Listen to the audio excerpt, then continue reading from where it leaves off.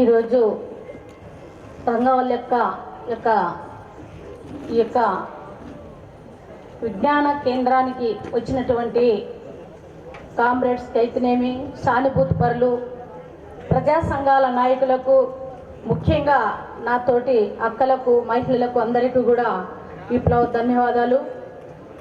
ఈవేళ రంగవెల్లక్క యొక్క చరిత్రను గురించి అందరికీ తెలియనిది ఏముంది, ఎందుకంటే ఇందాక ఎంతోమంది అక్కని గురించి మాట్లాడారు. మరి ముఖ్యంగా ఈరోజు ఈ రాష్ట్రం ఉమ్మడి రాష్ట్రాలు అయితేనేమి, ఇటు తెలంగాణ రాష్ట్రం అయితేనేమి, ఈవేళ రంగవల్లి అక్క అంటేనే ఒక చరిత్రకంగా మిగిలిపోయేటువంటి రంగవెల్లక్క ఎంతోమంది అమరులు అయ్యారు. ఆ అమరులలో ఒక రంగవెల్లక్క చెప్పుకున్నంత ఇంకా గొప్ప విషయము అక్కలో దాగి ఉన్నది. ఎందుకంటే అక్క పేరు మీద ఎన్నో పాటలు, పుస్తకాలు ఇందాక మనం విన్నాము. మరి ముఖ్యంగా ఈ దేశ జరుగుతున్న దోపిడీ, దౌర్జన్యం, స్త్రీలపైన హత్యలు, అత్యాచారాలు ఎక్కడ ఆగకుండా 1975 నుంటే ఈ యొక్క విప్లవం ఉద్యమం పుట్టుకొనిచ్చినప్పటి నుంచి కూడా మరి మహిళలు కూడా అమరులయ్యారు.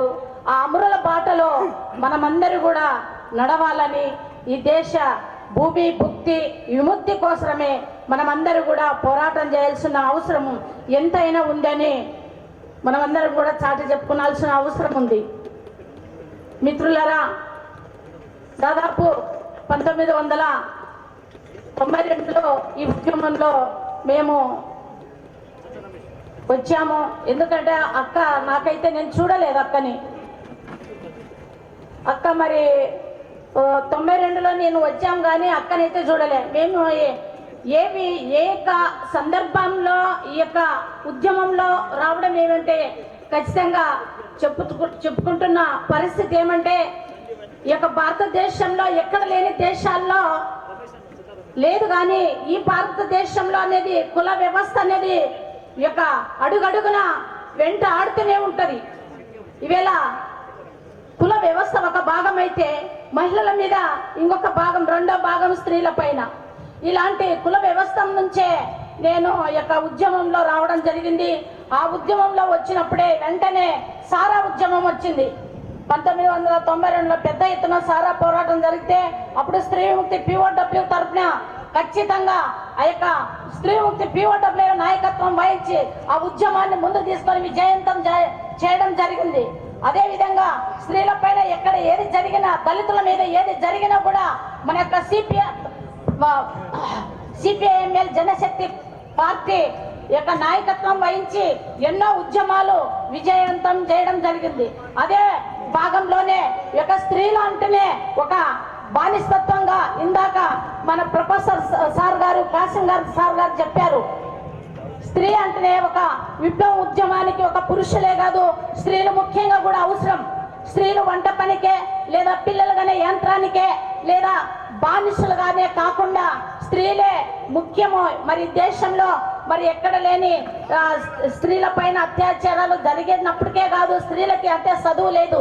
ఆ రోజుల్లోనే 1800 ఆ సంవత్సరంలోనే మహాత్మా జ్యోతి పులే సావిత్రిబాయి గారిని మరి ఆయన చదువు చెప్పించి ఎన్నో అవమానాలకు గురైనప్పుడు ఈరోజు కాస్తో పూస్తో 4 అక్షరాలు వచ్చినాయంటే వారి పుణ్యమని కూడా మనం గుర్తు చేసుకునొచ్చు.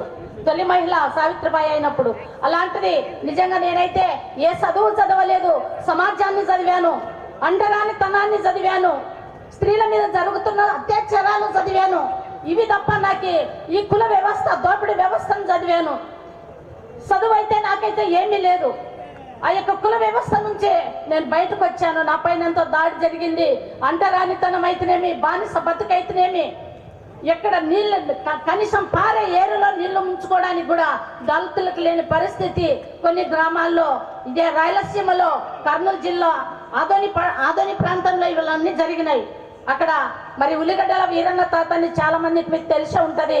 ఉలిగడ్డల వీరన్న, ఉరుకుందప్ప అయితేనేమి, ఇలాంటి వారంతా కూడా అక్కడ ఈ యొక్క కామ్రేడు చంద్ర పుల్లారెడ్డి గారి యొక్క ఆశయం మేరకు మమ్మల్ని అందరినీ కూడా ఆ యొక్క బాటలో నడిపించినందుకు, మరీ ముఖ్యంగా ఒక స్త్రీనిగా నన్ను నడిపించినందుకు నేను గొప్పగా చెప్పుకుంటున్నాను. ఈ యొక్క మనం బానిసలం కాదు, దేనికైనా మనం బానిసలం కాదు.